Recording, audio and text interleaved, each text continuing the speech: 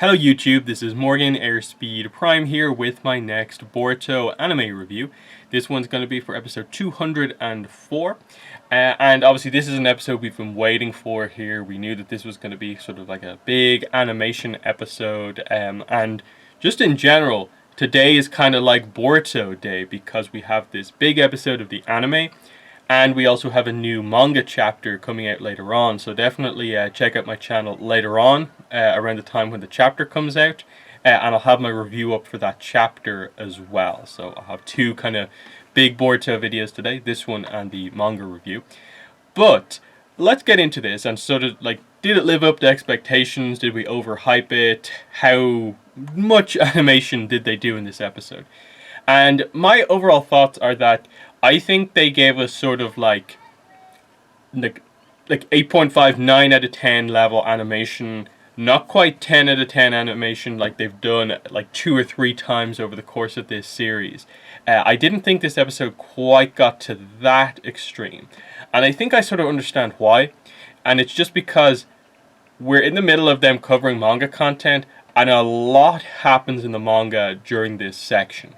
Like, what we've started here of, like, just before this, going into this fight, where we're going to next, and immediately after that, it's, like, stuff that, like, we're not really going to be able to naturally cut away from covering the important manga content for quite a while.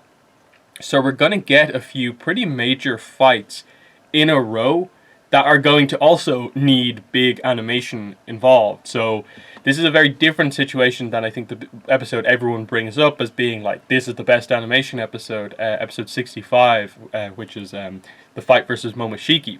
That is a different situation because like that's the biggest event in early Boruto. Like nothing else compares to that in terms of the level of fight and action going on there. And then that is followed up by a lot of other arcs that are not super important because we didn't return to the manga content for ages after that. So they had this like one episode in a massive vacuum where they could do everything with. Very different than here where like realistically in about 4 or 5 maybe even less episodes time, we're going to be straight into another almost equally as big fight that's going to need big animation. So, you know, can they do episode 65 level animation like 4 or 5 times in the space of a couple of months? I don't really think they can, just because of how long animation actually takes. So I think I get why they didn't go like absolutely all out, but it was still very, very high quality. Now, again, this is where we have to acknowledge that this fight is good. Like it's a big fight in terms of like the characters involved. It's Naruto and Sasuke against, as we find out, an Otsutsuki as well. But it's not meant to be that big sort of even fight. It's still, when you ultimately, the takeaway from this is that it's more of a plot progression fight. That this one does, like, yes, Ishiki wins, but the takeaway is more that we'll come back to this kind of later in a way. That Ishiki isn't even at his most powerful. And our heroes were sort of surprised by his abilities, surprised by his transformation. And so, yes, it's a big fight in the sense of like the first time the main heroes go up against the main villain. But is it the be-all, end-all of fights in terms of the choreography that we get to see? And again, it was adapted very well from the manga, volume 10.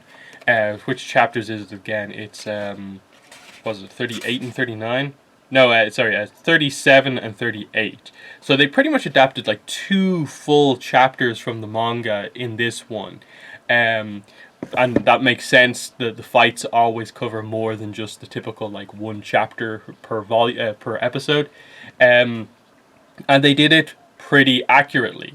There wasn't a ton where they like extended things out. It was more of just a case that, you know, they filled in the blanks between the panels, which made certain scenes last a little bit longer. A good example of that was Sasuke using the Susanoo. He does that in the anime, and there's a bit of a sequence, and the Susanoo is like on screen for like a decent amount of time.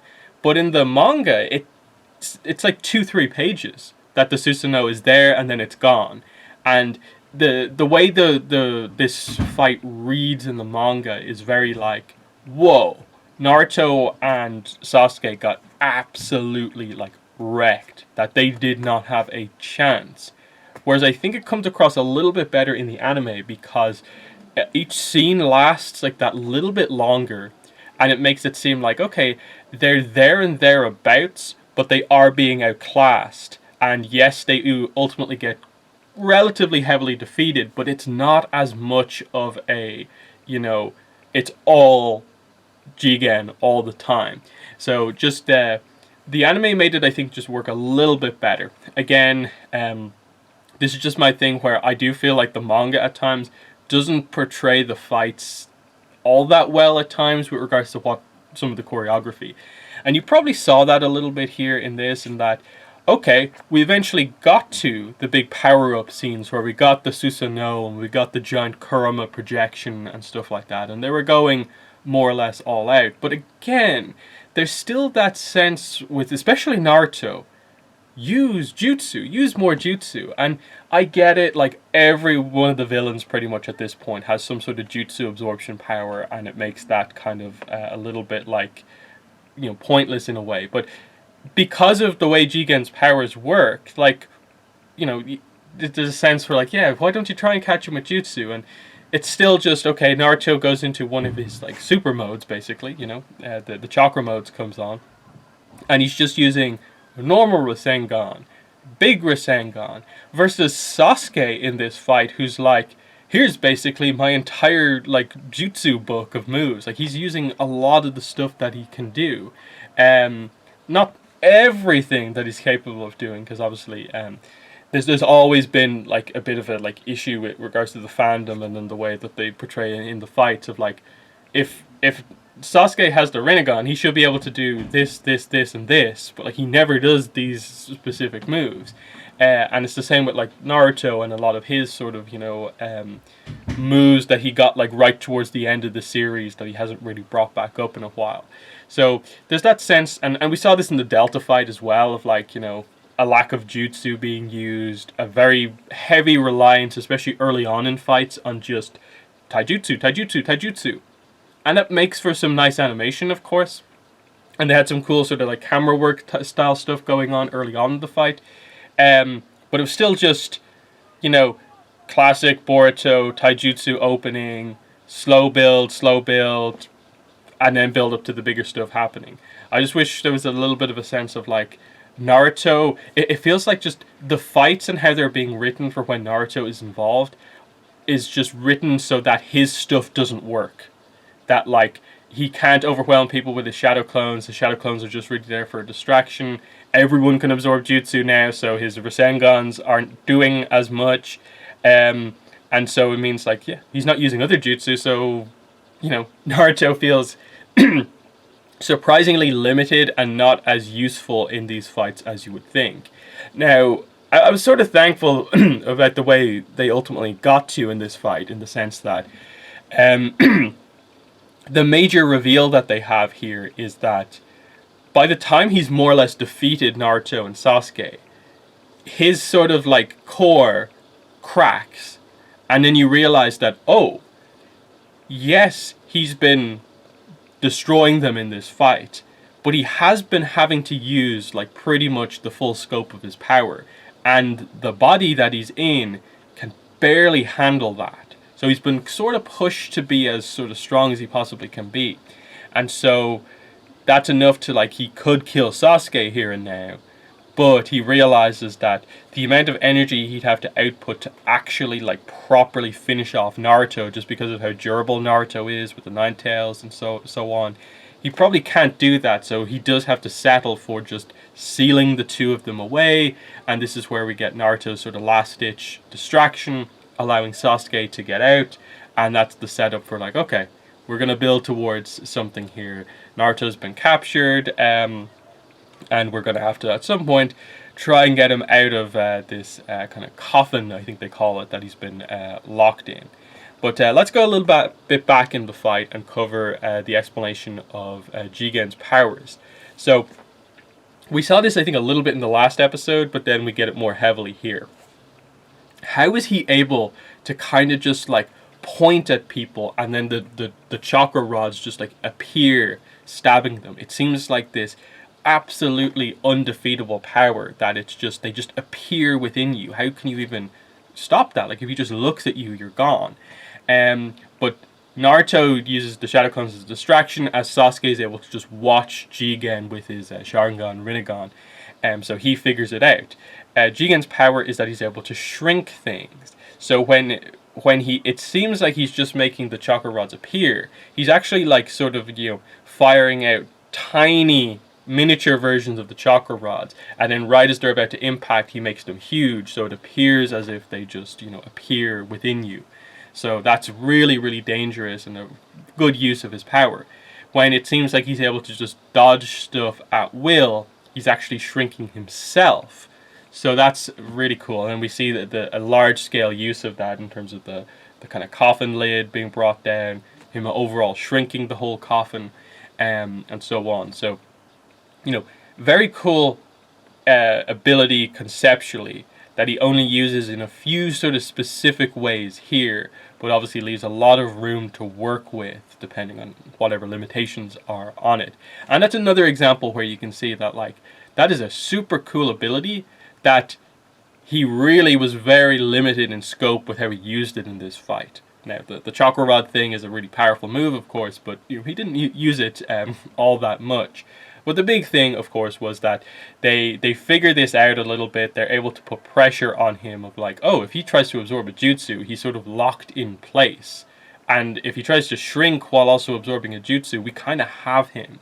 So they nearly get an attack in where to defeat him, and this is where Jigen realizes he's going to have to go more full power. So we see him activate the mode he was in the previous episodes when Sasuke saw him at the sort of Otsutsuki outpost kind of area. And we see the horn come on, and like, oh, this is where it begins to come out, and this is where Sasuke fills Naruto in and what's going on.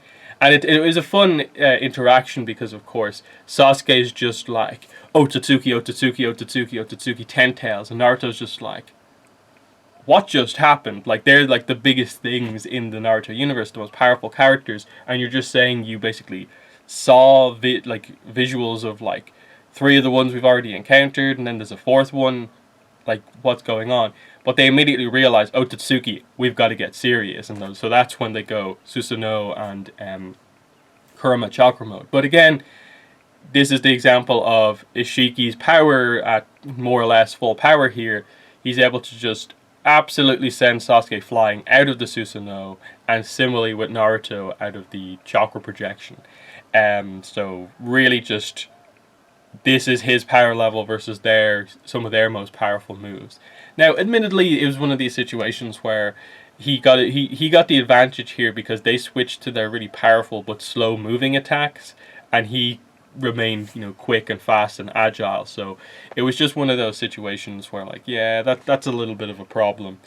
Other than that, it seemed like the only thing that really kept them in the fight was actually the trickiness of Sasuke's Rinnegan. Now, this is always used very effectively in fights, especially the swap places maneuver.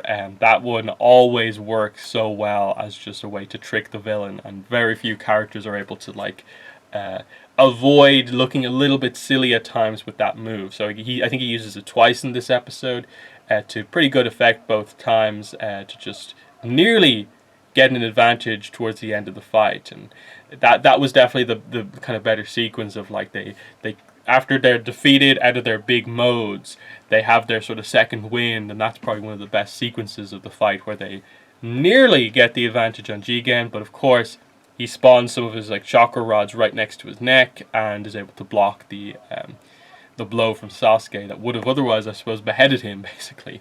So there's that. And so yeah, like I said, the result of this, like, Jigen just gets super serious once he realizes he's running low on energy, and just absolutely skewers the two of them with chakra rods. And he does reveal at this point that like he's not particularly concerned about these two. He's much more focused on Boruto. This is what makes Naruto actually quite angry. And we get Kurama realizing that Naruto, you should probably stop trying to antagonize the villain here. Um, you need to survive this. And so they eventually come up with the plan of like letting Sasuke escape to fight another day. And Naruto is going to survive because Jigen needs time to recover his energy. So that was a pretty big setup, and it's an interesting one because, of course, you reflect back on the first chapter, and it's like, oh, where's like Naruto's mentioned as being away somewhere by Kawaki, and it's like, is this it? Naruto's been sealed away in a coffin somewhere. Is that what's going on here? Um, but we'll see how that plays out, of course.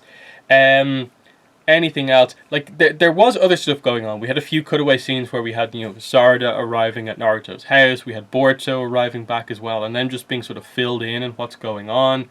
The idea, especially of like the end sequence of like as Naruto's sealed away in the coffin, the arm, the prosthesis that Kawaki has that's powered by Naruto's chakra falls off, and it's this signal to them of like something really bad has happened to Naruto, that they're not in the same dimension as him, but now they can actually get a sense for something has happened. So that's going to be pretty interesting. And then we get just that, like, yeah, Shikamaru is on the way, so you can get the setup for what's going to happen, like, next week. Shikamaru is going to arrive, he's going to be suspicious of Kawaki, and we're going to figure out what we need to do next. But the other thing in all of this is that who else was watching the big fight? It was Kashin Koji. Kashin Koji is keeping a close eye on Jigen, and we're beginning to get a sense for, what he's about. So that was a really kind of cool moment as well, to just see like, oh, this is perhaps what he's about. Because we know, basically, that they've made it pretty clear. He's the one that most people are actually now suspecting is like the Kara traitor. So to what extent does that go is the real question. So that's an important thing to keep an eye on as well. Final thing would be just that, like I said earlier on, we get the name of this new Otsutsuki. It's Ishiki Otsutsuki, as well as, I suppose, just like the idea of like what the deal is with Jigen, as it's kind of talked about. Like the character talks about like Jigen, like this body, your body is not good enough. This is a terrible vessel. I'm gonna tear this vessel apart if this is too much. So Jigen is just the name of the person that Ishiki is like in at this point in time. So that's kind of an interesting dynamic of like, oh, well, in that case, like, how has this happened? And that, like, that's basically the way they described Boruto, where like Boruto has Momoshiki inside him, but Boruto's in control. In this case, it seems to be a situation where it's an Otsutsuki inside Jigen, but the Otsutsuki is the one in control, and the character of Jigen isn't really a factor in all of this. So what's going on here with regard to the specifics? Like, it kind of gives you a hint of like, oh, is this what's going to happen to Boruto, where Momoshiki is going to like take over him at some point? And that's just cool setup of like, here's another sort of similar situation here going on. Because again, it's kind of weird of like, Boruto's in control. It's the Otsutsuki that's in control this time, which begs the question of like, what happened to him? Momoshiki's in this situation because he was defeated. Who defeated Ishiki to make him like this, to be required to be in a body like this? It also begins to help you figure out the whole idea of why is Kawaki always referred to as the vessel? Why is he so important? Well, as we find out now, it's because he would be a much more suitable vessel for Ishiki that wouldn't fall apart under the strain of his power. So that's kind of what we're doing. It's a little bit of a kind of a Orochimaru type situation again, but obviously a much more extreme example because we're dealing with Otsutsukis here. So Kawaki is obviously said to be like this like perfect ideal vessel. They've like scientifically constructed him in a way, augmented him to make him the perfect vessel. So the big thing is like, if Ishiki gets inside Kawaki, how powerful is he going to be? Because we've already got across, Ishiki is sort of limited to what he can do in Jigen's body. So, kind of big moment there. So overall, like, I enjoyed the episode quite a lot.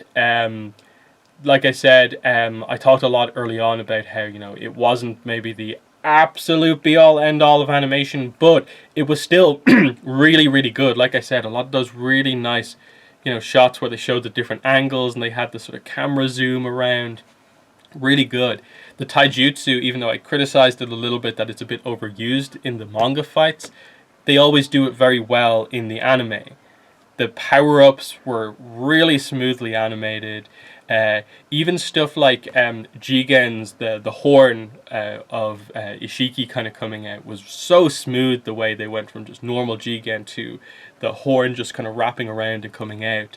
That looked really nice. And then some of the bigger action towards the end where they did like the Rinnegan swap technique and they nearly got the final blow. That stuff was all like really well done. Like you cannot say that this was a poorly animated episode. It just was not quite as big as some previous episodes that we've had, where we're doing just like, we've got the best animator in the world doing this sequence here. I don't think we quite saw like that level, but like I said, there's so much other big stuff that's about to happen. I get why they didn't go absolutely all out, but still kept the quality very high. That they know they're going to have like a couple of strong episodes coming up, that they're going to need to, you know, separate their high quality animation out across those episodes. So, you know, there's that. But yeah, big fight, big reveals as well, in that everyone's going to be hyped about the action, but to me, I'm kind of like, finally, I can say Ishiki Otsutsuki. There's been a few videos over the last few weeks where I've slipped up in the middle of recording and called Jigen Ishiki before the reveal had actually come out. Now, you'll notice I edited all of that out of the video, so you don't have me having those slip-ups in the video that was released, but it happened enough to where I'm kind of like, I'm so happy I can now actually talk about this character as being called Ishiki Otsutsuki. So I don't have to worry about that slip up now. But yeah, so we're beginning to learn more about the whole plan, how it's coming together, how deep the Otsutsuki connection runs with all of this stuff, and there's only more to come, because as we see, we're going to get like an Amado scene with Jigen next time out, and that's going to be pretty cool. So they're my thoughts on the episode. In the comments, let me know what your thoughts were. What were your thoughts on the level of animation that they did? Do you think it was as good as some of the previous high quality animations, or do you agree with me that it was kind of maybe that, but just maybe a little step down? They didn't go absolutely all out. But overall, what were your thoughts on the big reveals from this one, how they did the action, and all that sort of stuff? But yeah, like I said, Boruto new manga chapter later on today, so check out the channel later on when that chapter comes out. So definitely I'm excited for that one as well, because it's basically Boruto day today. So that's been the video. Thanks for watching, and bye.